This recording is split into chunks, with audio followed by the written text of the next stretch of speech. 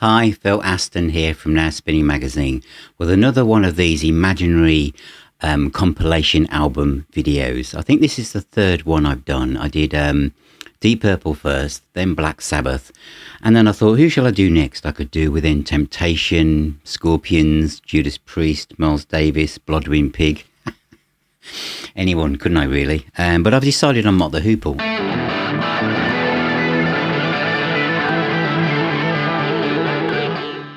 I'm not quite sure where I've done this, but I have. So these are 10 tracks that make up the perfect compilation album for Mott The Hoople. But it's probably, well, it's obviously to do with what I feel, so it might be completely weird to anyone who is a Mott The Hoople fan. How did I become a Mott The Hoople fan? I knew Mott The Hoople from the hits, All the Young Dudes, Honolulu Boogie, all the way from Memphis, Saturday gigs, that kind of stuff. And they were just like a pop glam band. So I didn't really have any of their albums at this point. So when I'm growing up in the 70s, I didn't have any of their albums at all. It was when I got into Ian Hunter from 1979 with You're Never Alone with the Schizophrenic. So I'll have to do Ian Hunter, won't I? That I started to go backwards through the catalogue and landed at Mott The Hoople's greatest hits to start with. Because why would you go anywhere else? And then I started to realise that the greatest hits package didn't include anything from whatever happened on the Island record label. And I went there. Gosh, these albums were so hard to find back then. Now you can get them all on CD, all of them. Easy. You can stream them really easily. Angel Air did some great CDs with great booklets in, and when Buffin was still around. I have all of those, but I'm going to show you the vinyl ones just because it's easy to hold up. But they were so hard to find. It was really weird in the 70s that albums were pressed and then they vanished. You can't imagine that now, but they were. So anyway, the first track on side one of my imaginary compilation for Mott The Hoople is from the first album from 1969. This is an American pressing on Atlantic Records, so not Island. Gatefold sleeve, and the track that I'm going to pick is 11 minutes long. This is when the band weren't quite sure who they were really. Were they a rock band? Were they going to be prog? They're on the Island Records label. All bets are off. This was a time when you could experiment, and it didn't matter if you didn't really know who you were going to be, because the record label will keep putting the money in because they wanted you to develop as musicians and see what might happen. That would never happen now. So Half Moon Bay, apart from the fact that I just love that title anyway, is just a meandering kind of prog, dreamy, rock, Hammond-driven, guitar-driven track that is unlike anything, really, that you would ever hear by Mott The Hoople again. You really got Me's on here, an instrumental version, At the Crossroads, Laugh at Me, Rock and Roll Queen. Many of you will have thought, if you're going to pick something from the first album, Phil, then Rock and Roll Queen, surely. But no, Half Moon Bay. I still love that track. It's otherworldly to me. And that is track one, side one of my Mott The Hoople compilation. The next one, because as you can imagine when I do these videos, they're completely unscripted, so everything is in the wrong order. And it is from Mad Shadows. I was just thinking, which one is this? Because it's a special purchase. This is actually on the Pink Island record label. It is. You don't believe me, do you? Sorry. For those of you who've been watching with your headphones on, I've just deafened you now. This is a time when albums had gatefold sleeves and wasted the opportunity. Why? There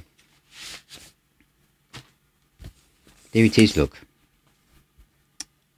Pink Island record label, 1970 this one is. So what track have I picked? Good point. I've picked the opening one, which is Thunderbuck Ram, which is a track that features Mick Ralphs on vocals. This is a heavy metal track. This is a hard rock proto-metal track. The riff is fantastic. The guitar playing by Mick Ralphs is amazing. I think it's a side of Mott The Hoople that many of you, if you only know the hits or you haven't really gone back this far, will have no idea this stuff existed. There are some great songs. Like No World's to Ride has a squeaky bass pedal drum, a bit like Led Zeppelin's Still in Love with You. Walking on a Mountain is a bit like Rock and Roll Queen. I bet you're thinking, why didn't I pick that? And in fact, there's another song from this album going to appear, so it's probably just as well I opened it up. The next one has had a video made about it, all on its own. And again, as you can see, I haven't got this prepared very well. And it's from the album Wildlife from 1971. Now this it has a gatefold sleeve with just a very blurred picture of the band on, and this album was kind of, I feel wrecked by the fact they put this ginormous long version of Keep a Knocking live track on from Croydon and then decide to, as if they hadn't got enough music. I didn't really like that. But what I did like, because this is an unusual album by the way anyway, is Waterloo. I've done a separate video just on that track because it was written when Ian Hunter was in the middle of his divorce, and obviously I think his wife at the time had said, this isn't working, we're starving, we've got children, what are we going to do? You can't do music, it's not working. And I think he walked around Waterloo Park where he lived to think about that. And I remember going through a phase in my life when I wasn't quite sure where I was heading. I was living in Birmingham, but my dad had died, and there was a lot going on, and I went to Waterloo Park to try and to find out more about this song.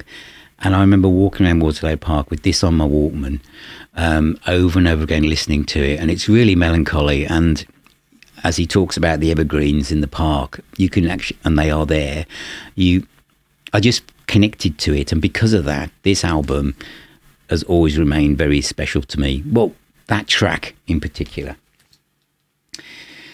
So the next one, I'm going back to Mad Shadows, and this is 9 minutes, I think, of pure consciousness. Is it 9 minutes? It's not 9 minutes, it's 6 minutes 25 seconds, one of only 3 tracks on side 2, which is When My Mind's Gone.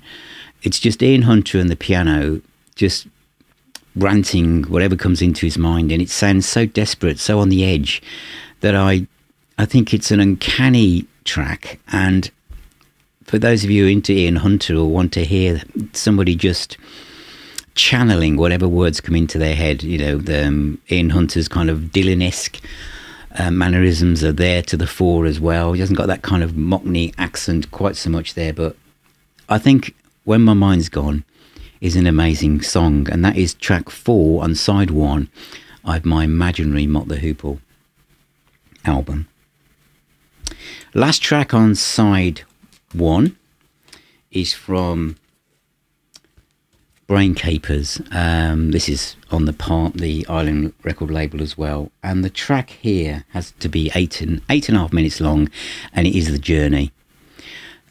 The Sex Pistols must have been influenced by this. This is a riotous, punk-driven, guitar-overloaded album that's just chaos. But The Journey has got such great vocal by Ian Hunter. I love it. I absolutely love this album. At first, I just thought, they just went in and did it, literally wrecked the studio. I think they set fire to it. It didn't sell. They were dropped by Island, but luckily David Bowie moves in and saves them, which we're coming on to that in a second. But The Journey is such a fantastic song. Listen to that.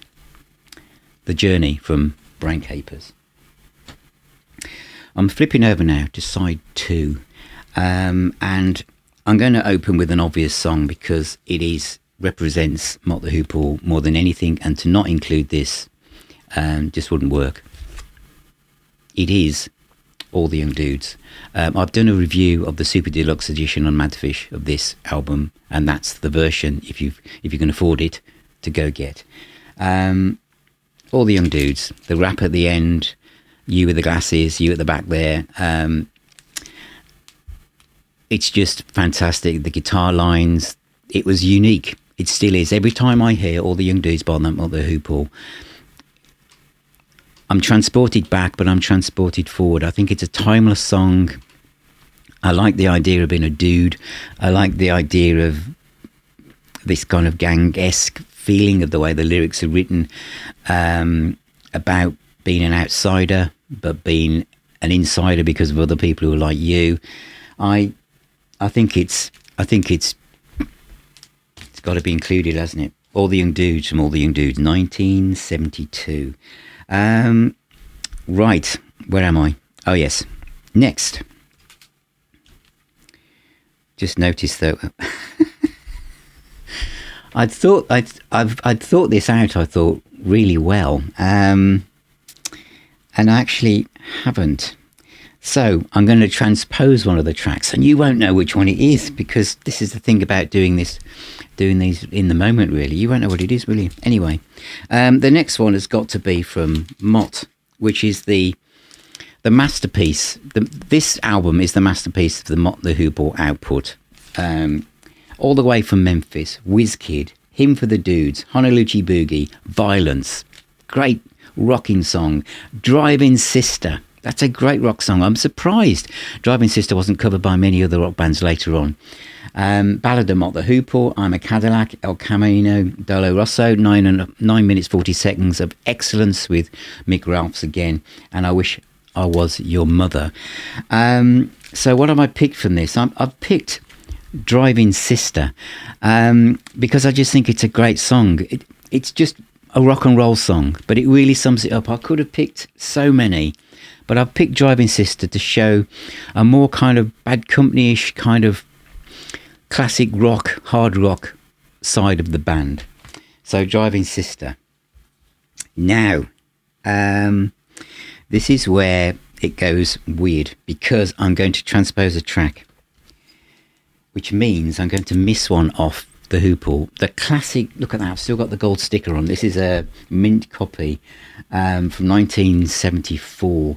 And I was going to think, what was I going to, Golden Age of Rock and Roll, Marionette, Alice, great song. Crash Street Kids, oh, that's good, isn't it? Born Late 58, Trudy's song, Pearl in England, Through the Book and Goes, Roll Away the Stone with Lindsay DePaul on. But I've decided to absolutely leapfrog that album. Sorry.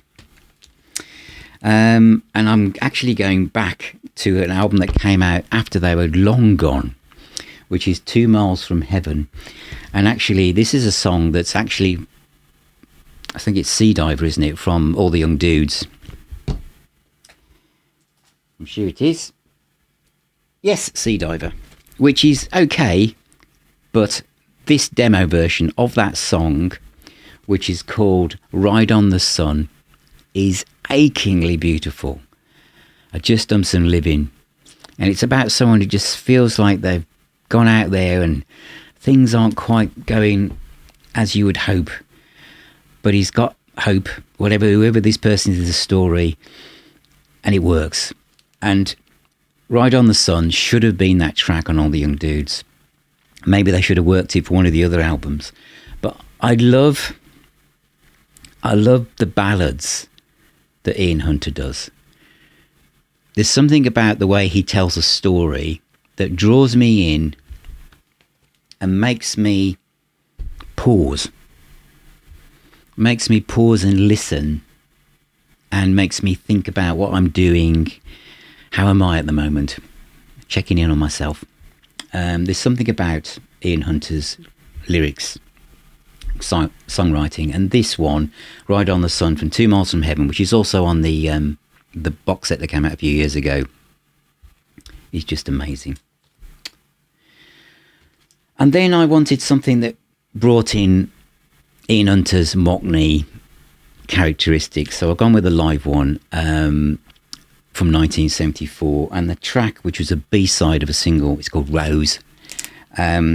And I just like the playfulness of how that is sung and performed here.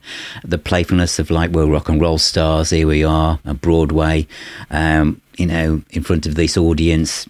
And there's something just very glamorous and cool about that, really. If you're going to buy the live album, don't bother going after a vinyl version. The production is very muffled, and you want to get the 2 CD version, which is superb. Stunningly so. And then the last track from my Mott The Hoople compilation is an obvious one, and probably a bit like All the Young Dudes, which starts their golden period. This one ends the golden period, and it is from the greatest hits package because it didn't exist on any other album, and it's the one with Mick Ronson on, and it is, of course, Saturday Gigs.